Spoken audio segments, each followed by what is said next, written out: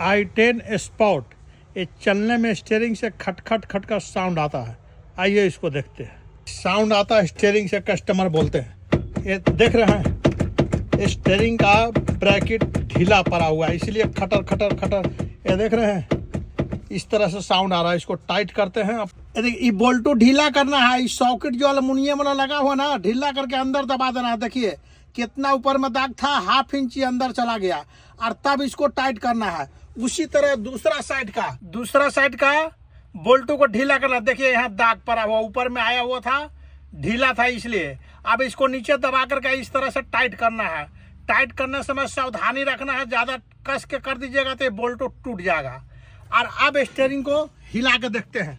देखिए, देख रहे हैं, साउंड खत्म हो गया।